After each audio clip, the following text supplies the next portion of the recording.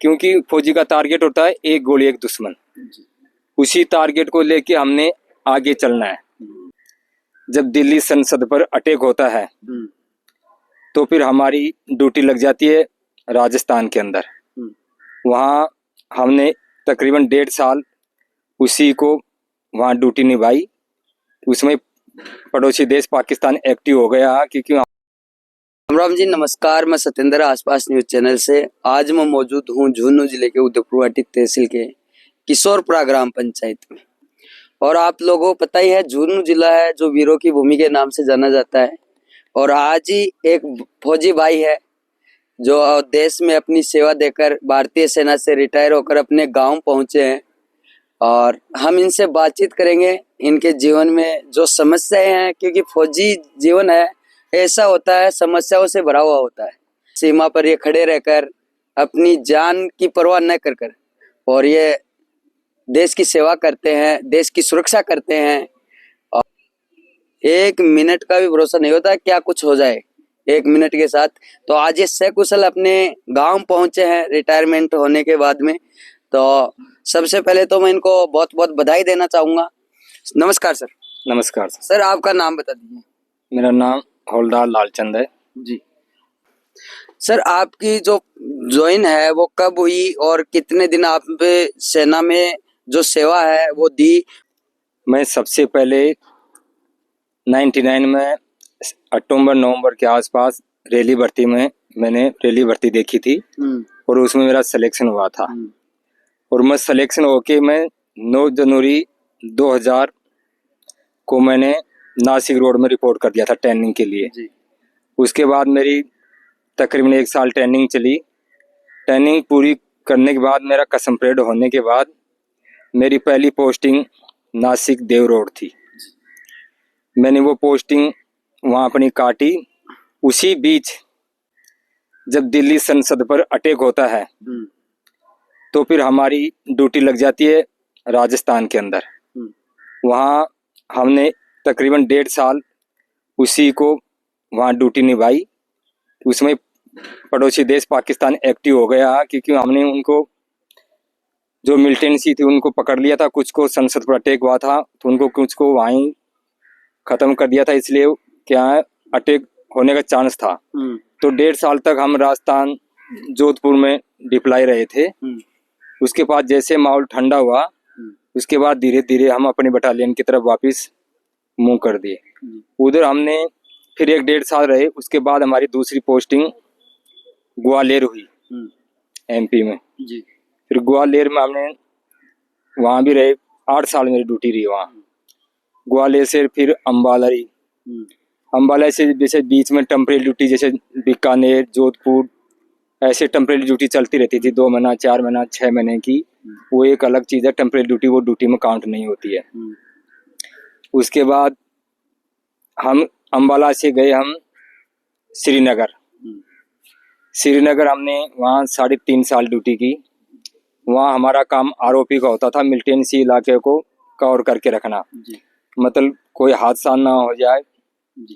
उसमें जब आपको ध्यान में होगा एक फौजी ट्रक के अंदर 20 सैनिक मारे गए थे जी।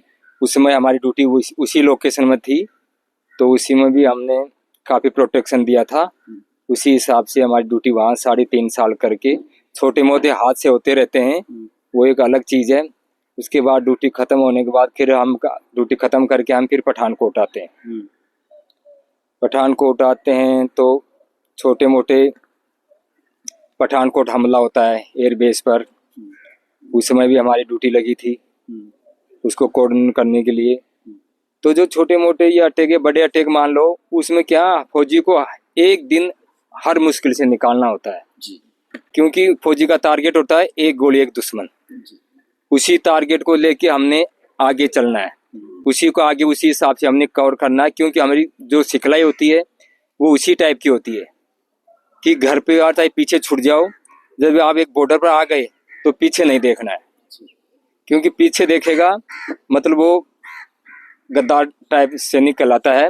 तो आप चाहे आपका बच्चा पीछे 1 साल का हो, चाहे मदर फादर बूढ़े हो, चाहे घर में किसी भी परिस्थिति का सामना करना पड़ा हो, एक बार आप लड़ाई का बिल्कुल बूझ गया तो आप मतलब ये समझ लो कि मेरे घर नहीं है।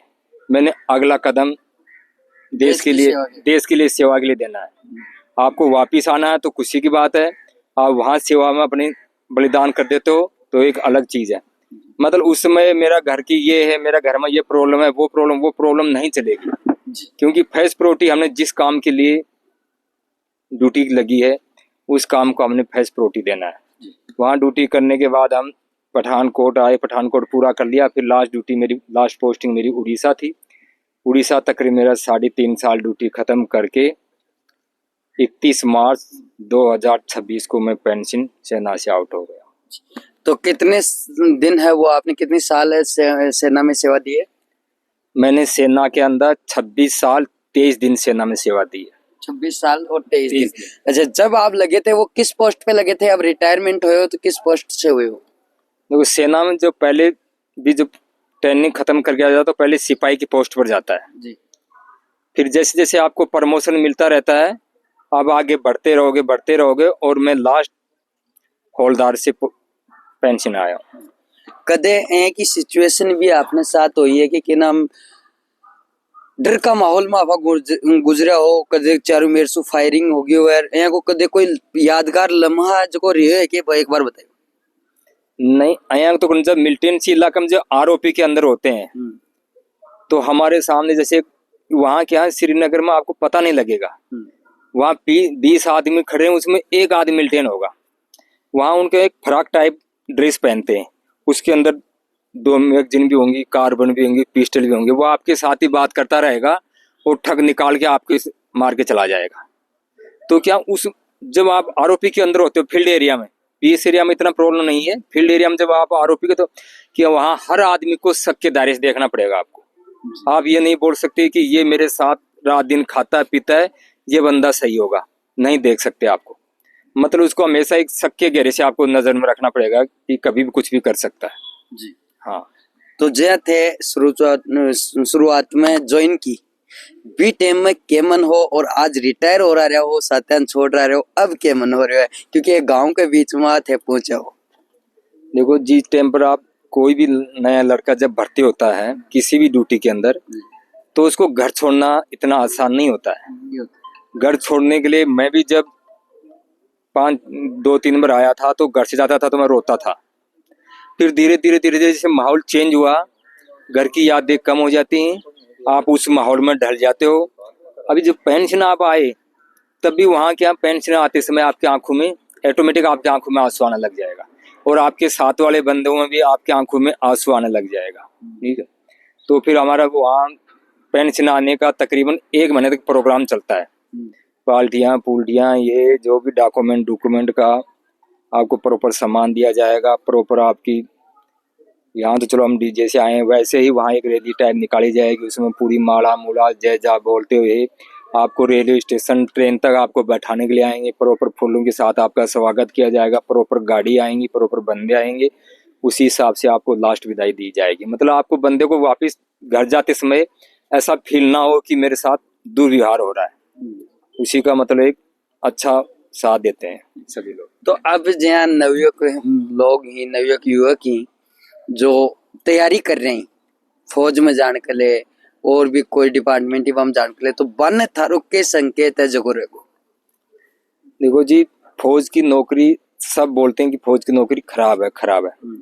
वैसे आप एक्चुअली ग्राउंड में देखोगे फौज की नौकरी कोई खराब नहीं है।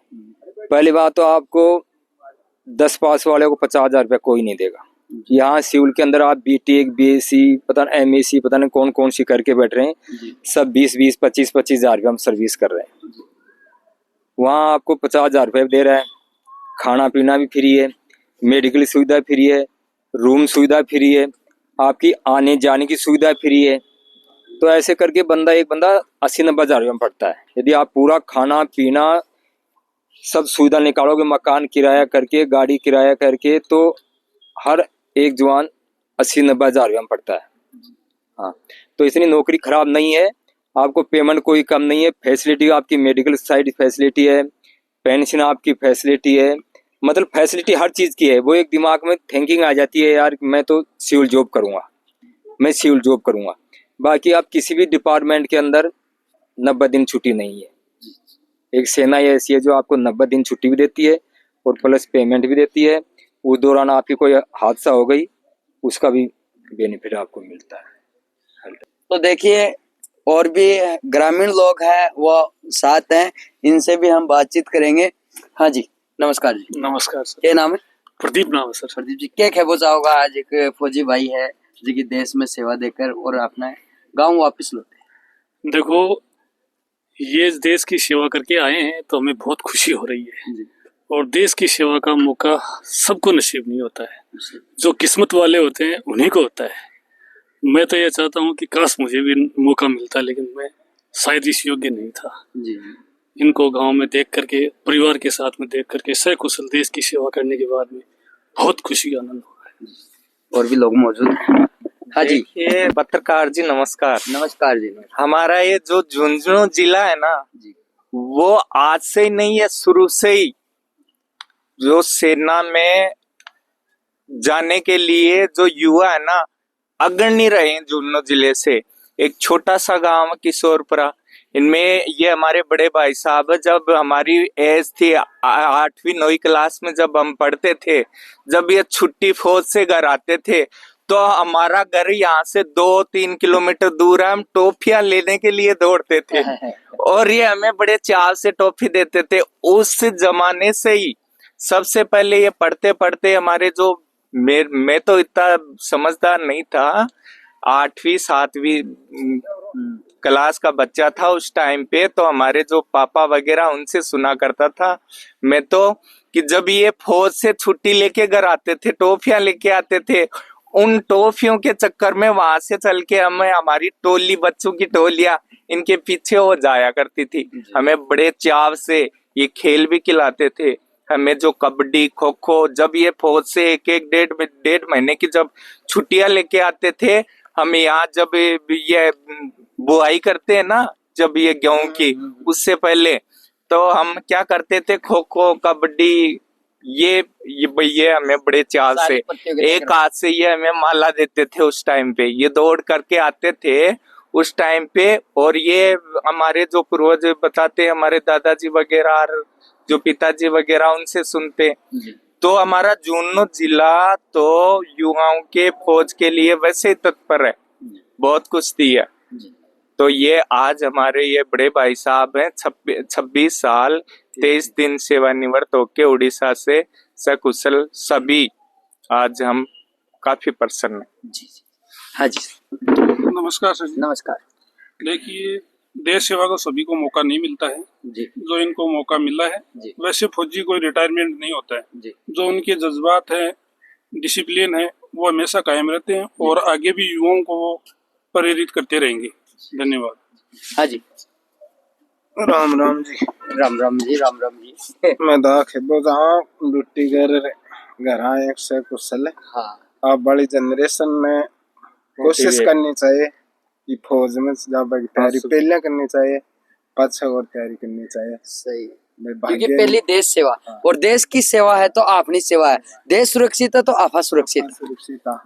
तो अब बड़ी जनरेशन में पढ़ने वाला ही बच्चा माने पहले सेना की तैयारी करनी चाहिए, भी में कोशिश नहीं है तो अन्य नौकरियों की तैयारी करनी, इनसे प्रेरणा लेनी चाहिए। जी। और भी देखो लोग मौजूद हैं।